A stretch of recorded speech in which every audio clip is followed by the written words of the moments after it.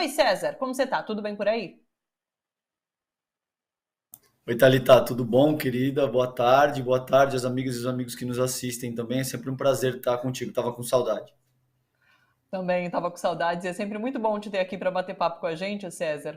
E quero começar falando sobre essa fala de Lula, né, e sobre essa PEC que foi aprovada ontem ali no Senado, né? Quero muito te ouvir sobre isso. E você sabe que hoje de manhã eu estava fazendo algumas reflexões, acompanhando inclusive a grande imprensa e como isso está sendo repercutido, né, pela grande imprensa. Primeiro que eu acho que essa fala de Lula responde, em grande parte, à crítica que se faz à oposição. Por conta da Uhum. oposição ter votado a favor de uma medida claramente eleitoreira por parte de Bolsonaro. Mas é isso, a população está passando fome, qualquer um sabe disso. Não tem como você evitar de dar oportunidade para as pessoas mais pobres colocarem mais comida na mesa. Então, eu acho que tem essa característica do voto da oposição. E, por outro Uhum. lado, eu vejo a imprensa também fazendo uma crítica muito grande em relação a essa PEC, por ela estourar o teto de gastos, por ela furar o teto de gastos. Quando eu acho que a crítica tem que ser no sentido de que Bolsonaro deixou a população passar fome durante todo esse tempo, podendo sim furar teto de gastos e ter feito uma medida como essa já há bastante tempo. A população passou fome por conta desse ajuste fiscal, por conta desse teto de gastos que não liberava, que não deixava liberar, é usado pela direita, né, para não deixar liberar maior verba para que a população possa comer. Então, eu acho que esses pontos são muito importantes para a gente refletir em relação ao que é essa PEC. E claro, ela é eleitoreira, ela não tem. Ela é curtíssimo prazo, né? Ela vai valer só até agora o final do ano. E isso, inclusive, é o que mais denota essa característica eleitoreira dela, né? Enfim, falei bastante. Como você está vendo isso? Não, eu concordo, acho super pertinente tudo que você colocou. E veja, a questão fundamental aqui é que não tem como você fazer uma péssima gestão, agravar a situação do país sobre medida e depois querer resolver através de tomar aspirina, entende? Acho que para simplificar a minha fala, o que eu colocaria aqui é o seguinte, Thalita. Imagina que você tem hábitos muito nocivos, tá? Imagina que você adote alguns tipos de medidas que te levem a ter uma condição clínica, dor de cabeça, por exemplo, vai, para simplificar os efeitos do que eu estou falando. E que em seguida você queira tomar aspirina sem ter mudado os hábitos que te geraram essa dor de cabeça.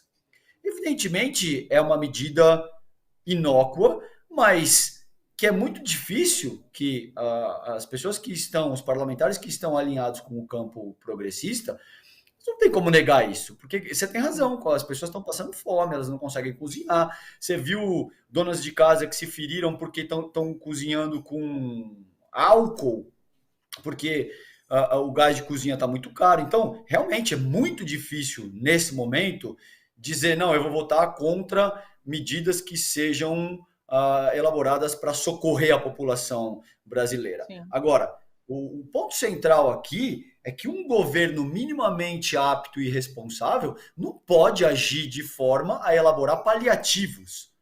Ou seja, o Sim. bolsonarismo está no poder há 4 anos. O que eles adotam agora, 3 meses antes da eleição, é uma medida de paliativa para reduzir um estado dantesco de coisas que se formou, sobretudo por conta da própria atuação do bolsonarismo. Isso caracteriza uma contradição impossível de se conciliar.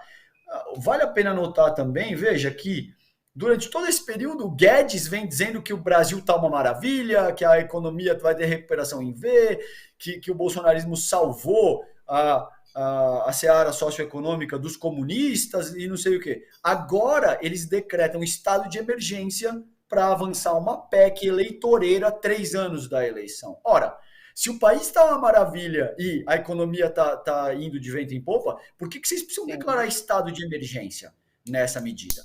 Então, esse é um ponto que eu acho que engloba tudo isso que você muito bem colocou. Outro ponto que você colocou e que é muito pertinente é por que a grande mídia, de muitas maneiras, adotou a postura que eles adotaram? A grande mídia, essa interpretação é minha, tá? Pelo menos. É a voz do grande capital, Thalita, no Brasil e fundamentalmente em todas as democracias liberais burguesas do mundo. Principalmente no Brasil, a imprensa corporativa é a voz do grande capital. Quando você fala em austeridade fiscal, tem 3 dimensões que são fundamentais e que precisam ser colocadas. Eu vou colocar muito brevemente para não me estender muito. A primeira a dimensão dessa medida de austeridade fiscal é alterar a correlação de força entre empregados e empregadores. Você cria uma situação mais difícil, as pessoas começam a ter que aceitar salários menores, isso interessa toda a classe capitalista transnacional, não é nem só nacional. Em seguida, é abrir caminhos para a iniciativa privada que deveriam estar sendo ocupadas pelo Estado. O Estado fica fragilizado, não tem condição de agir numa série de searas, você começa a privatizar, você começa a abrir o caminho para a iniciativa privada, onde o Estado deveria estar ocupando posições estratégicas e fundamentais em seguida. E terceiro, é encaminhar essas famílias que estão endividadas para a mão do mercado financeiro, para ter que pegar empréstimos que chegam a 500%, 1000% de taxa de juros e isso interessa sobre medida a essas classes dominantes, principalmente do país. Quando você vê essas grandes mídias defendendo esse tipo de projeto de austeridade fiscal, de responsabilidade fiscal, tá? Tem uma diferença também entre austeridade e responsabilidade, como eu entendo, mas eu não vou abordar isso agora por uma questão de tempo. Fundamentalmente, eles defendem isso por conta dessa questão, que eles estão falando fundamentalmente em causa própria. Eles estão defendendo os interesses das pessoas que pagam a conta dos reclames publicitários. Sim. Uma outra questão que eu quero trazer também é em relação ao impacto real na eleição, na campanha de Bolsonaro.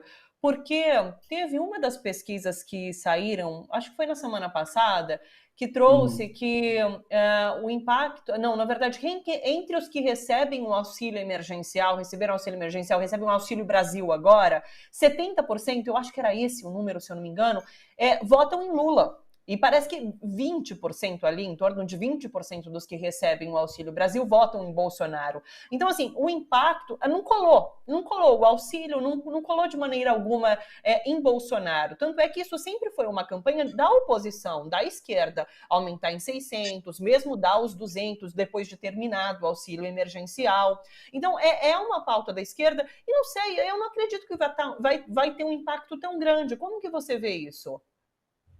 Não, eu acho que pode ter algum impacto, mas eu acho que sem a mídia corporativa e hegemônica abraçar essas ideias, e você precisa ter um conjunto de fatores aí que você precisa ter. Essa medida eleitoreira, ela seria muito mais eficaz se você tivesse a mídia corporativa de fato endossando essa medida. Então, se você tivesse as principais rádios, as principais emissoras de televisão, revistas, unidas de forma uníssona, no sentido de defender, veja, o Bolsonaro é um benfeitor, veja como ele pensa nas camadas mais empobrecidas e na classe trabalhadora brasileira, talvez o impacto pudesse ser substancial. Mas o Bolsonaro e o bolsonarismo hoje em dia não tem isso.